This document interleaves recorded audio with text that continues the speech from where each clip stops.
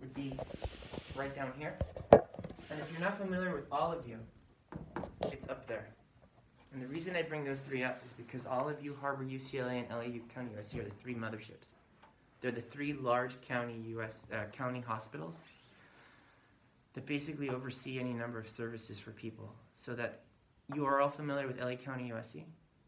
Have you been there, Fred? No, not per se. General Hospital, a big one off the 10 freeway by the 5. You can see it from the 5. Oh no, I've been around, but I haven't been in for any clients. It is massive. It is massive. And for a person who is experiencing homelessness, who has, let's say, wound care or something of the site, it can be a traumatic, very long experience in the wait. Now, I will say this, it's exceptionally staffed. The people that work there through the Department of Health Services have always had an authenticity and a level of understanding, I would argue, because of how often they see the issue. Because these are places that see it. Has anyone here been to Cedars-Sinai? Yeah. You have? Yeah. What would you tell me about Cedars-Sinai? It's polar opposite. It's beautiful. I mean, maybe not polar opposite in the sense that it's pretty you're not off. It's exclusive. It's where movie stars, I always say, go have babies or die. Yeah, I had a client that would make sure to take a bus there, so if he had an open wound, he would get hospitalized at Cedars-Sinai. So I share this as extremes go because when we look at the service planning area, the first thing we often want to think of is where are the hospitals close to me? Am I near California Hospital? Am I near Kaiser, the big mothership on Vermont and Sunset? Am I near a white memorial? Am I near a Hollywood Presbyterian? You can have a balance of good and bad. And why does this matter? Because the populations we are going to be approaching to talk about the vaccine, more often than not, have been transported to these sites, have been taken to the sites. And depending on which one of these sites I'm talking about, they may have been let go very quickly, or they may have been thoroughly served to the point that they were admitted and provided all the referrals necessary for, let's say, therapy afterward. The other thing we want to always consider too within service planning areas is, are we close to hospitals that have embedded psych units in them? Are we close to hospitals where we know that when the person arrives on a 5150, they will be cared for thoroughly and observed, rather than having to call the Department of Mental Health to send specialists to come meet the person at the emergency room? Have either of you had to deal with 5150s in the field here before? A person with a threat to self, threat to others. A person. Yes and no. Yes and no. Yeah. You've seen it happen. I've seen it happen. But you've never had to be the one triggering No, the call, yeah, or. no. Yeah. I'm gonna totally bet my house, Ryan, that you have. Yeah. Often. A good bit. A good bit. Yeah. How have those experiences gone for you? It's the last one was kind of a mess. It got a little bit tricky because it was someone was writing the hold because it was an individual who was actually making threats towards others. And then as he was like in session talking, he just decided, screw this, I'm getting out of here. So like as the hold was being written, he was like walking away, so we kind of had to keep like a safe distance and an eye on him. Then he ended up running up into an SRO. So as the responders came, it was like a whole kind of scene. So yeah, it was that was pretty tricky. But, Do you keep a journal? No. Oh. I should have. You should. I feel like I have pretty similar experiences for the 5150s I've been a part of too, where a lot of the guys know the words that you're using and the questions you're asking, Right. And so that running is pretty common. I've had to go through guys through the marketplaces here, the little weird ones, and they disappear. I've had people start backing away when you start saying, so I'm going to have to call somebody, and then they're gone. They're gone. You know, like, I think that's just a general, if they're aware enough, it's funny that they've probably been on hold enough too, that they just know the words that you're going to ask and the questions you're going to ask. You made me laugh. I had a colleague who was horrible. I don't work with him anymore. But when he used to call a 5150, he would tell the guy, the woman, whoever he was with, hey, grab the phone. Grabbing the phone to call 911 or to call Department of Mental Health, PMRT. But he would tell the person, I'm ordering a pizza. Which is, you never lie. Yeah. But he would tell people, I'm ordering a pizza. Yeah. And the funny thing is the person would be so confused. because an ambulance would arrive. And I remember once I was so freaking embarrassed. Honestly, I don't know that this guy worked with me very long. I don't want to say his name because I'm being recorded. But I remember asking the guy, the person who was homeless, asking him, when the ambulance showed up, is the pizza still showing up? I was like, it's just miserable. I'm so embarrassed. I don't know, this is a strange job. I will ask you, Fred, because you've ever been involved on the West Side with one, or no? People on pizza? Yeah. Yeah. Especially because since we do both, like Tay and adults, like we have both on the same site.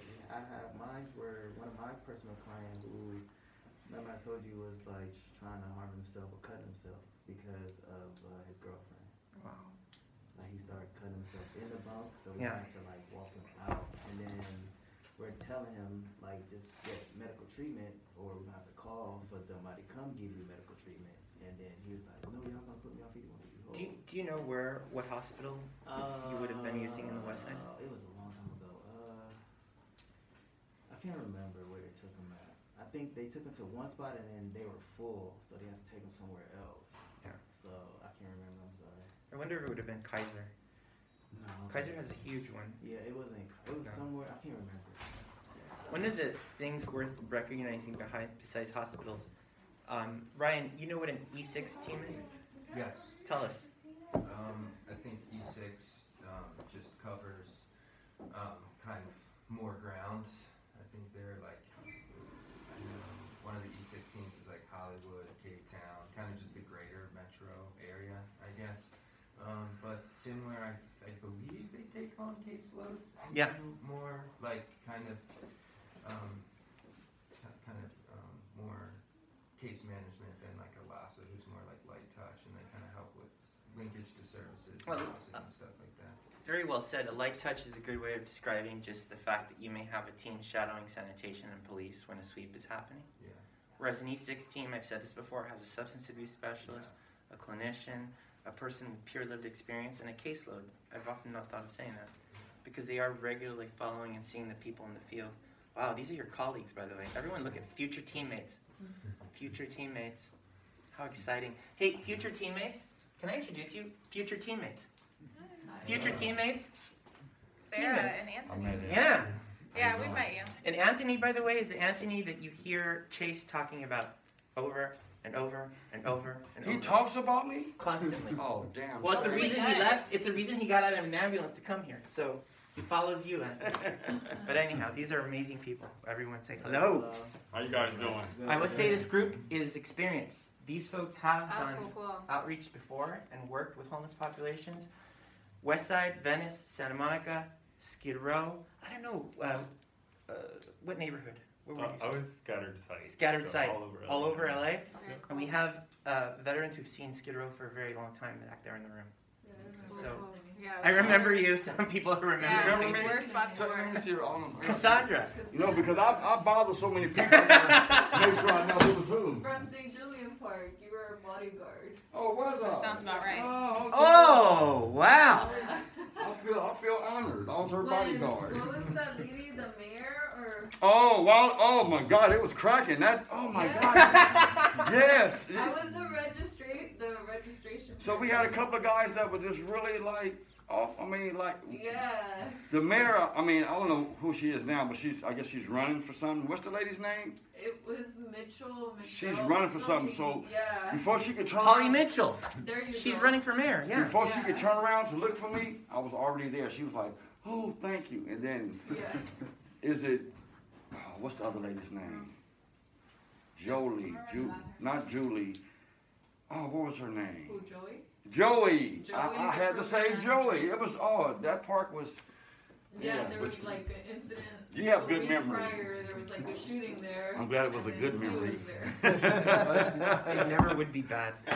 So, a couple other things to consider when we're looking at the map right now that I definitely want to speak on as it relates to homelessness is that when we think of housing for health and when we think of the idea of the first efforts in 2012 where people were taken out of emergency rooms and hospitals, county emergency rooms, county hospitals, and placed into housing, the majority of the first group of folks I recall are from the South LA area.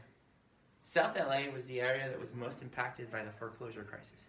South LA is where more often than not you saw people being evicted from apartments at no fault of their own, because that's where the bad deals happened. It happened everywhere. But I always connected to Housing for Health because these were the spots where folks were housed in those empty spaces in the years following the foreclosure crisis. I think the other thing that you want to consider, and we'll talk about it when I put the video on in a minute, has to do with the idea that what I'm going to say is way back. We're going to go in the really weird way back machine to like 15 years ago. When Villaraigosa was mayor and they decided to implement safer cities, which is the idea that they were going to start arresting people in Skid Row for being homeless or giving them tickets under 4118D, there was some idea that populations started to go south and started to go east. One of the reasons they did not go west is because, do you guys know what a BID is? Business Improvement District? You guys ever seen the people with security guard costumes on bicycles? Yeah. That ride around, purple shirts? I don't know what you call them. Purple shirts. Purple, you call them purple shirts? That's what the client's called. Yeah. BID teams.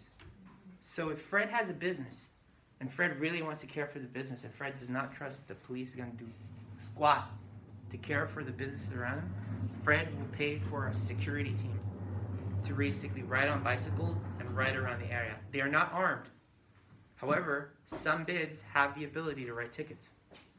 Some bids are authorized by the city to carry a ticket book and give you a ticket for loitering, give you a ticket for being on the sidewalk, give you a ticket for littering, jaywalking. So be aware that one of the things you did not see was that movement west, because you start to get into the financial district. You start to get into those neighborhoods with the big sky rises where you have a propensity of BID teams. And where you might see good officers that are empathetic and kind. I'm sure good BID people exist. I've never met them. Right? A couple other things. Close to the border between 6 and 7 is more often than not where you start to see monolingual, Spanish-speaking populations experiencing homelessness that are very connected to labor, day labor, to the idea that a warehouse needs someone to break down boxes. And to show you how widespread that is, if you start going to Arcadia, my memory of Arcadia was that seasonal men would come from the north of Mexico to care for the horses, and basically care for the horses during race season at Santa Anita, and that these men would get paid in cash and they would live in encampments all along the San Gabriel River. There are two major rivers that cut through this. There's the Los Angeles River and there's the San Gabriel River. And both are enormous and both have massive, massive amounts of people sleeping unsheltered in them, which is a danger in itself when you consider that if flood control opens gates, there's no way of telling how many people are out in those spaces. Again, take care. Good to see you all. I think it's enormous. Any memories, anything you all have, even though you're all very Skid Row centric, how far have you gone in this map to look for an apartment, Jake?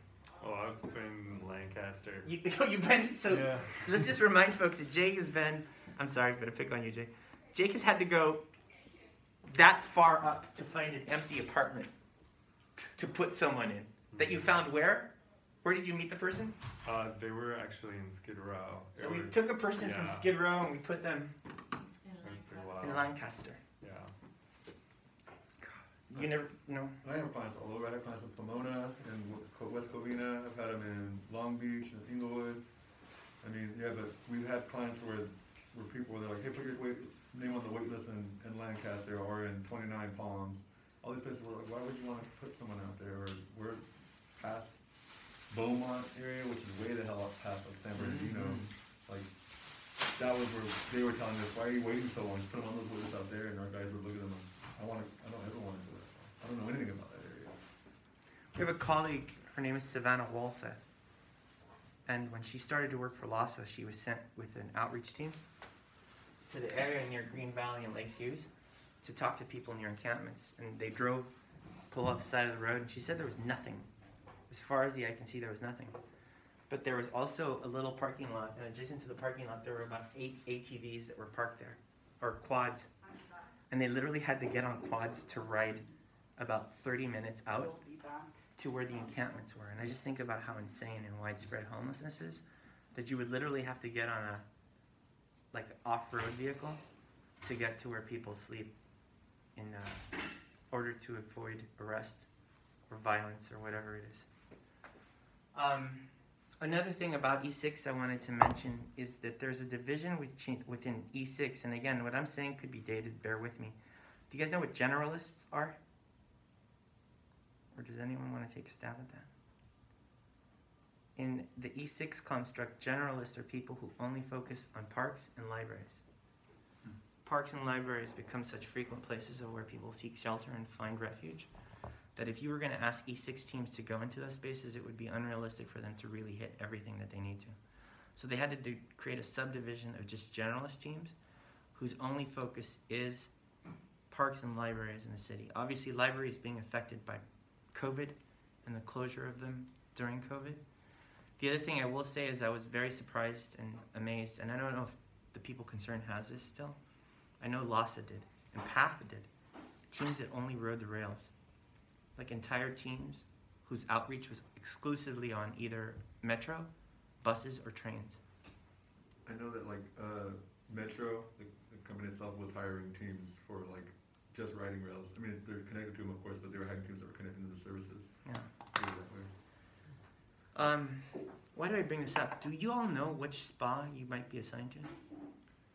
We got emails yesterday. I think we all talked about it a little bit. What is that? Yeah, what They did you just find told me I'm out? going to be in Pomona, so I assume it's Spa 3. Spa 3. Yeah.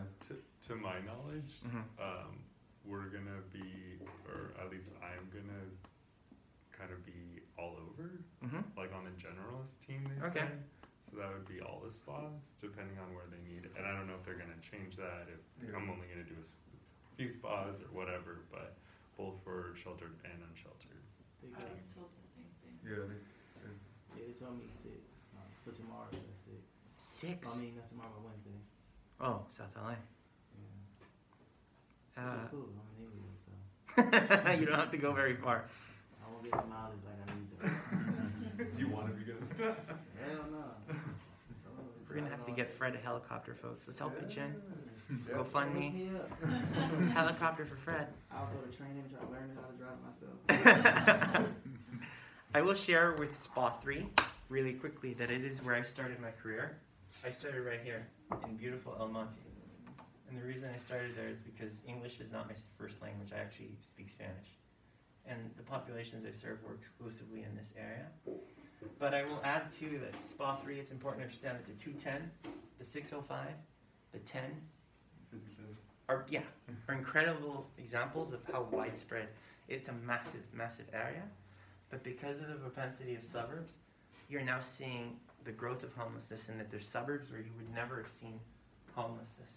There's parts of Roland Heights and West Covina now that have people living in shelters, very much on the shelters, in encampments very close to like the 60. And I think what's important to understand there, and I always say this, is that remember the logic I told you that people don't sleep more than 5 to 8 miles from where they either lived, worked, or went to school. So let's not confuse the idea that folks were pushed out of Skid Row and magically transported to Walnut or to Diamond Bar. So I think those pieces are important. Again, the other thing I will add, lastly, I keep saying this, but this is the really last one I'm going to add, is Fred just reminded me when he said Inglewood.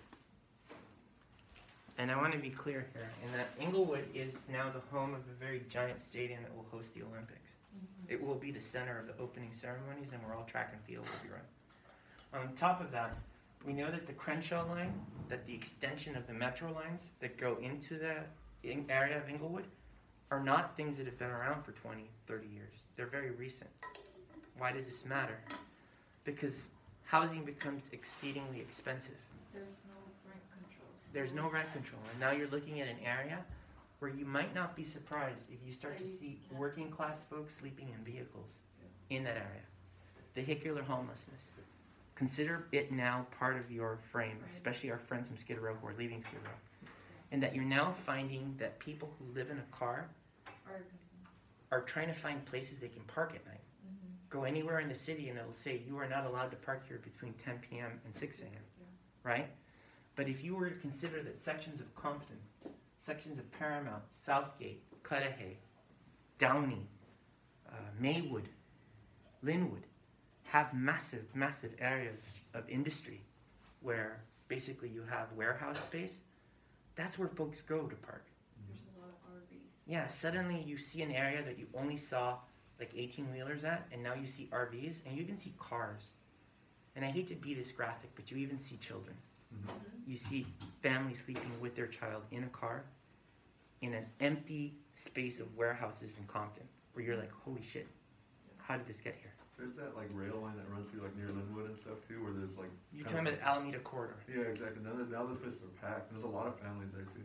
So yeah, I forget that between here and Long Beach, there's an underground, Train. not train, it's an actual road for, you're right, it has a train, but it also has like spaces for 18-wheelers to drive back and forth in order to decongest traffic on above streets. So just keep in mind some of the dynamics in the area. Going back to Inglewood, again, I don't know, maybe Fred, you might see it. Again, when we start to encounter people who you don't necessarily see fit the criteria of what you think a homeless person is. Like people who aren't necessarily disheveled and like walking around talking to themselves. People who look like they're on their way to work. It's often more difficult in those areas to try to have a conversation and realize, is this person experiencing homelessness? Could this person benefit from resources? And again, think about it from your own shoes. If any of you became homeless, would you go to Skid Row to seek shelter? I've came across a lot of people that don't even want to come to Skid Row. Yeah. That they're experiencing homelessness, but they're like, I don't want to go to Skid Row. Right. So it's a lot to consider. Does anyone have anything they want to add? Anything they're thinking of? I just knew for like a lot of my clients, the reason they went to Venice is because they have the open showers there. Because they could, right? They have Because they have the showers available Very well outside, said. so they can shower real fast and anything. My friend did it just because he was mad at his parents, which is hilarious. But he got into an argument with his mom and dad over living at the house and coming in late. So he went to Venice and slept in his truck for like a couple, Oh, that's rough. like for like a week. But then that all changed. Like, but it was just funny to me. I thought he was crazy. It's also not a safe spot, Yeah. right? Yeah. Yeah, no, not really, no. Hell no. But he just felt like that was his first thought, was like, I could go to Venice, I could work out, I could shower, and then I could go to work after. So like that was his whole thought process behind going to Venice, specifically to use the showers, and he could work out. But they have the, bars and push-up bars and Yeah. pull-ups, and that's what he was into at the time. So, Again, but he's very successful now. So how many of you ever had a client who had membership at 24-hour fitness? Not for going to the gym, but just because they needed a shower. Yeah. Some of us? Yeah. Another thing I wanted to add here, which I didn't mention, is if you happen to be in this spa at some point, be mindful that close to UCLA, where the 405 and the 10 meet, you will see an exceedingly high number of veteran homelessness close to the VA hospital. You see it quite often stretching from Santa Monica into the area. So I would remind folks that that is an area where you must, at some point, if you are able to establish connections to resources, outreach teams, that is a good place to familiarize yourself with those resources where they're at. Again, there are no two neighborhoods exactly alike, and we often see that homelessness travels in packs where you find safety in numbers, folks who look like you, went to war like you, feel like you, speak like you. So it's not unusual for us to consider that this happens. Again, disproportionate number of children experiencing homelessness. 1 in 4 people who are homeless in Hollywood are between the age of 15 to 25. And that goes against the grain of the county number. So do realize that when we think about TAY, transitional age youth, we're talking about Venice, we're talking about Hollywood, where we see large, large numbers of young people who are out there. Young people will go to young people. You're all very young looking, by the way. Cyril and I would have a hard time, but you all would have incredible success talking to young people. Please don't grow mustaches. I can't even bet you. Again, it's a lot to cover. The thing to realize too is that as we start to see and connect what you're looking at with the conversation we're going to have later about municipal code enforcement, as you see municipal code enforcement enhance, not enhance in other areas, people will cross jurisdictions to go to other places because they know it's less hot. There's less of a chance that people are going to pinch you or force you. I'm now reminded of something. Can I share something on this whiteboard with you all? And how am I on time right now, Sarah? What time is it? It's 10:37. Okay, so I'm going to do this one quickly, and then I'm going to show the video with our friend Donald Spivak. I don't even know if Donald's still alive. I hope he is. I'm going to share the example with you that happened to me in West Hollywood. In that, if you're not familiar with West Hollywood is 1.8 miles long. It's really small. But in West Hollywood, you have concentrated wealth. So we have some of the most expensive houses in LA. Beverly Hills, San Marino, Pacific Palisades. We're talking about very expensive houses in a very little stretch. And in West Hollywood, and I'm going to say that this is Santa Monica Boulevard, the thing I'm going to describe is from 2008. So take that into account. Add 15 years to this. That in 2008, in a little area that was 1.6 miles, I had come into contact with approximately 180 persons sleeping unsheltered in West Hollywood. When I say 180, the number would have been higher, except that I was only tasked with asking people, where did you sleep last night? Where are you sleeping tonight?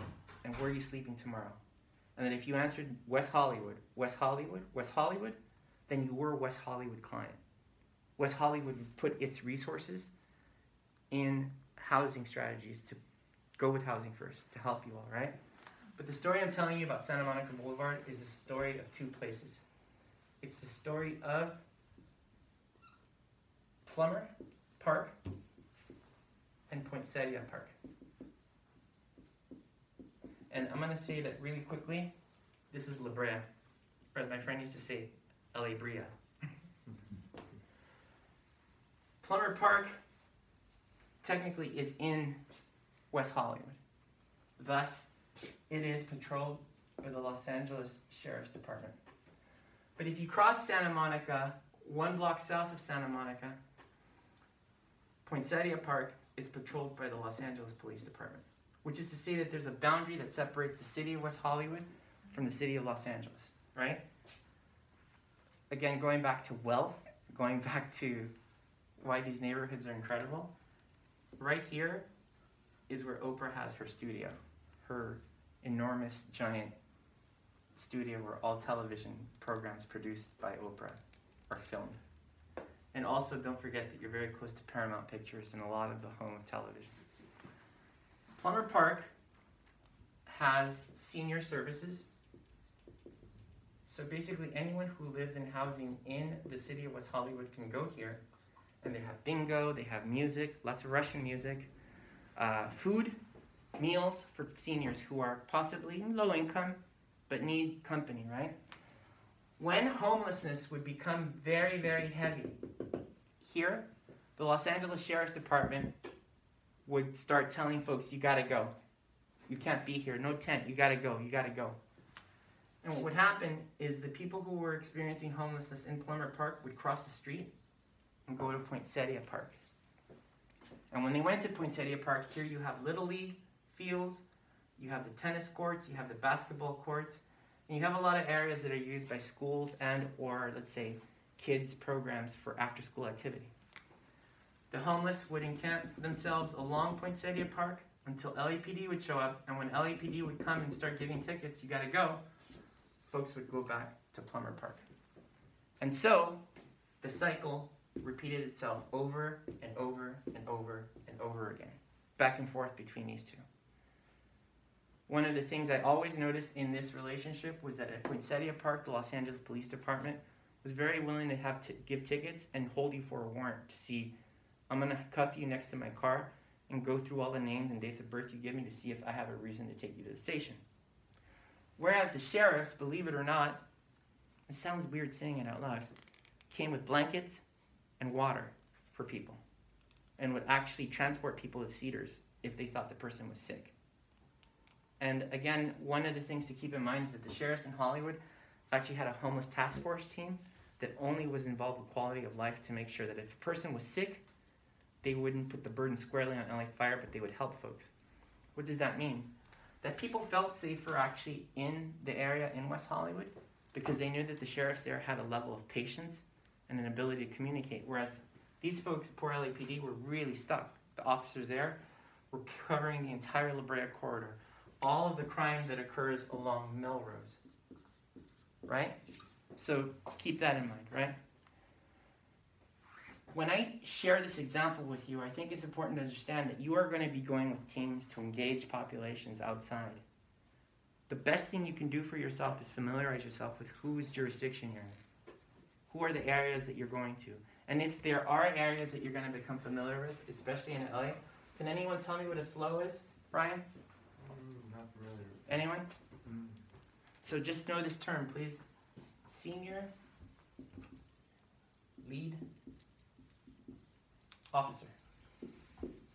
And why do I say that? Because every square inch of the city, especially of the city of Los Angeles, has a senior lead officer whose responsibility it is. So if you are in a specific area, oh my God, that's Anthony. Hold on a second.